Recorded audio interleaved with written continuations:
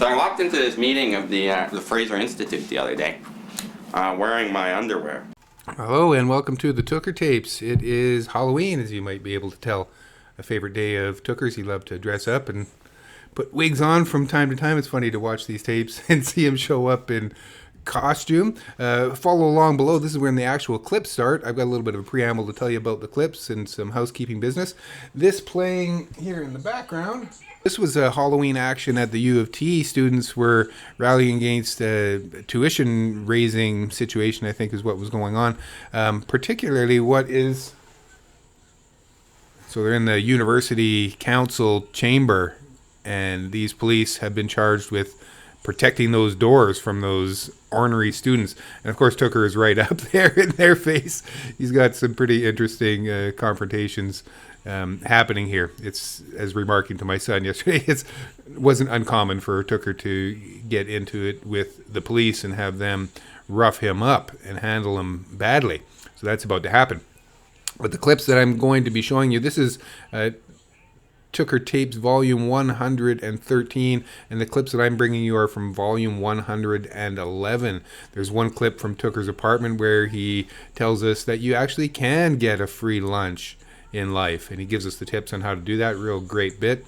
And he gives us an impromptu song. He's visiting a friend and their child in Toronto, and he breaks into song. He ad-libs to the tune of "If I Had a Rocket Launcher," except it's "If I Had a Helicopter." It's pretty good off the cuff, impromptu. And to round it out, I'm going to just put in a little clip of Elizabeth May.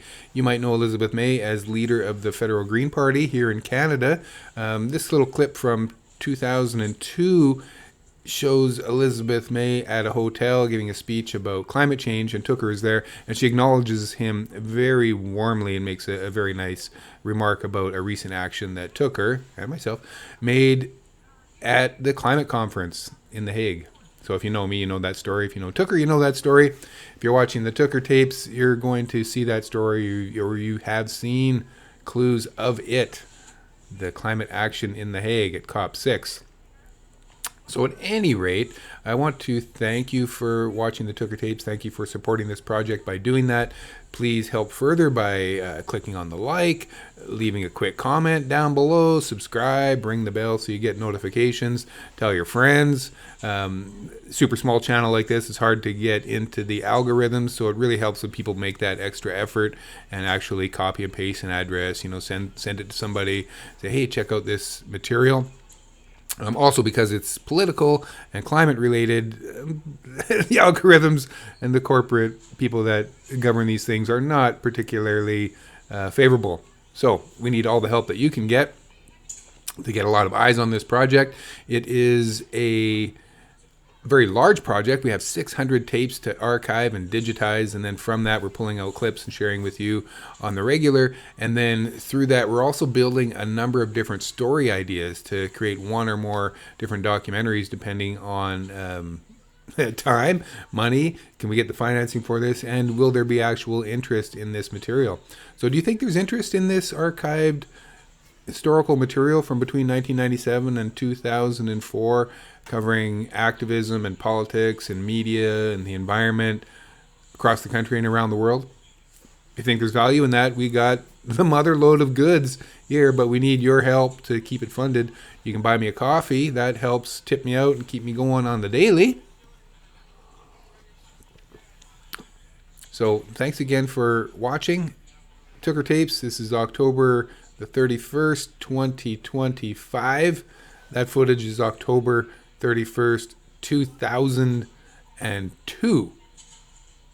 University of Toronto. You might know some folks there. All right, guys, take care. So I walked into this meeting of the Fraser Institute the other day, wearing my underwear. So I walked into this meeting of the Fraser Institute wearing my shorts on my head, kind of like a hat. No, just kidding. Anyways, I walked into the meeting where we got about half an hour's notice warning that Bjorn Lomborg was in town. Bjorn Lomborg, the skeptical environmentalist. And I figured my name's Gomberg, so Gomberg should meet Lomborg. So I went in there and I was walking around the Fraser Institute. They're all kind of uptight, like these are the power mongers in the country, right?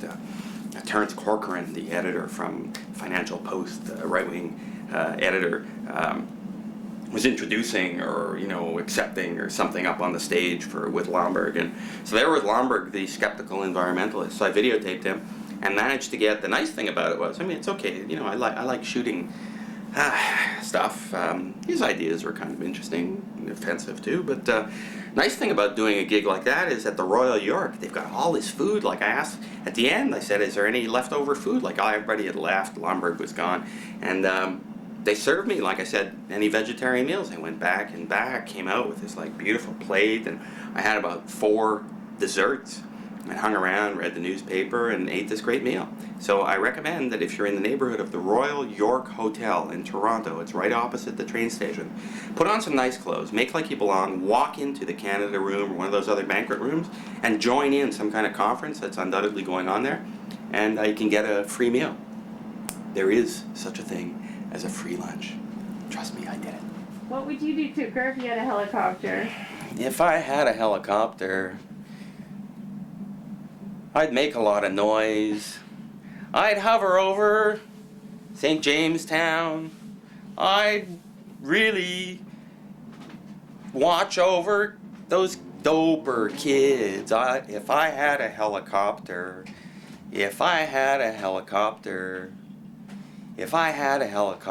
I'd have a real great toy. I'd fly it over protests. I'd watch out on those anarchists. If I had a helicopter,